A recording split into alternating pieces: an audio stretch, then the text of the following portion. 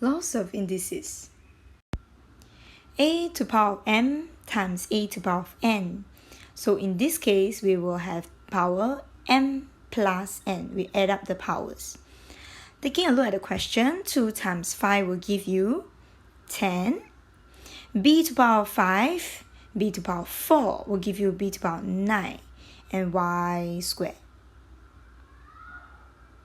Now for fractions itself, multiplication, we can multiply the numerator with the numerator and the denominator with the denominator.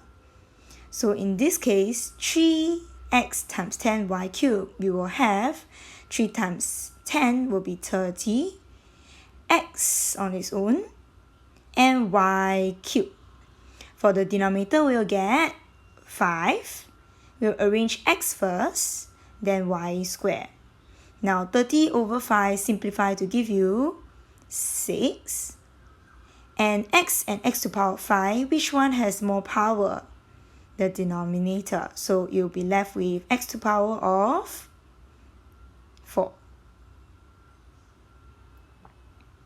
And y cubed, y squared. Which one will have more power, numerator or denominator?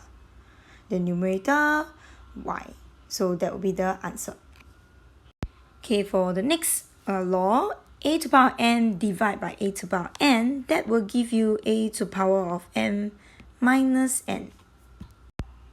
For this question A, 30r to the power of 9 s to the power of 10 divided by 6r to the power of 8 s to the power of 3. There are two ways of doing the question. We can do it the division by subtracting the powers directly. So 30 divided by 6, that will give you 5. R to the power of 9 divided by r to the power of 8 will be r to the power of 9 minus 8. And s to the power of 10 divided by s to the power of 3 will give you s to the power of 10 minus 3. Or some of you may be able to know the answer straight away. You can write 5r s to the power of 7 directly. Or method 2, you can actually write 30r to the power of 9 s to the power of 10 over 6r8 s cubed. And you can get 30 divided by 6, 5, r s 7 as well. For our next question, we will have the following: 28w9 y squared divided by negative 4w to the power of 5 y to the power of 8. So let's deal with the numbers first. 28 divided by negative 4 will give you negative 7. W to the power of 9 divided by w to the power of 5. What happens to the power? The power for division, and when we do division, the power subtract. So we get w to the power of 4.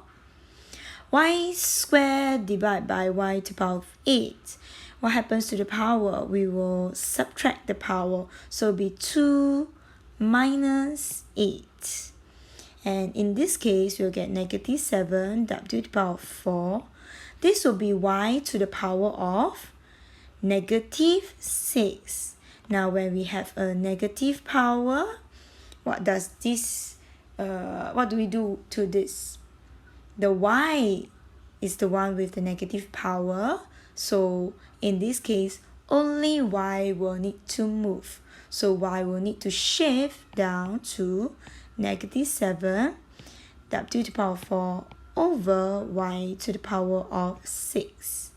Now, in this question, both the answers are acceptable because the question did not simplify and leave your answer as positive indices. So it's okay for us to write it as y to the power of negative 6, or we can also change it to the positive index form, negative 7 w to the power of 4 over y to the power of 6.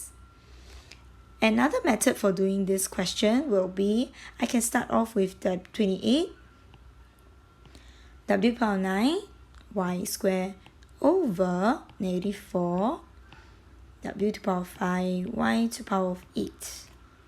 And I will be able to get 28 over negative 4 simplifies to negative 7. W to the power 9, W to the power 5. Which one has more power? The numerator. So we will be left with W to the power of 4. Y squared, Y to the power 8. Which one has more power? The numerator or the denominator? So in this case, the denominator will have more power, and we are left with Y to the power of 6. So we'll still get the answer directly in positive index form. Next law, a to the power of m whole thing to the power of n.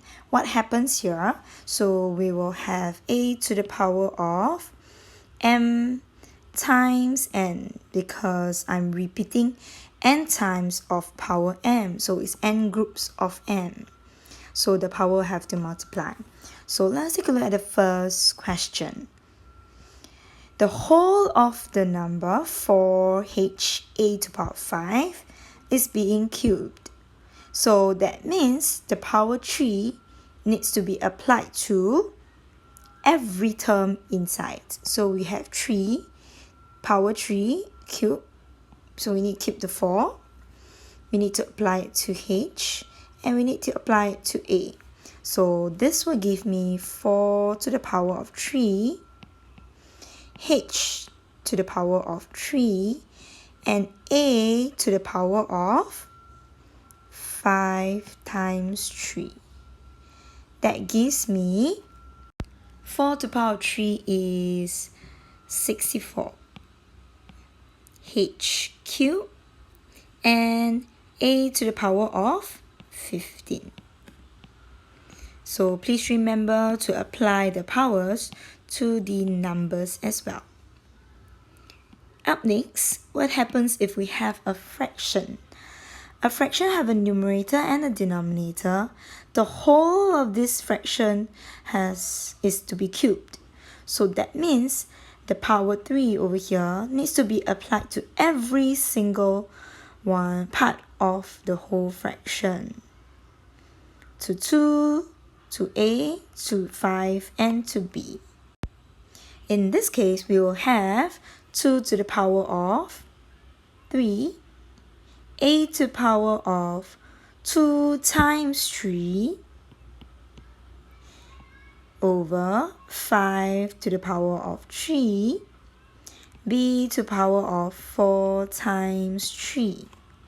So let us simplify this. 2 to the power of 3 will give you 8. A to the power of 6. And 1, 2, 5. B to the power of 12. Final answer.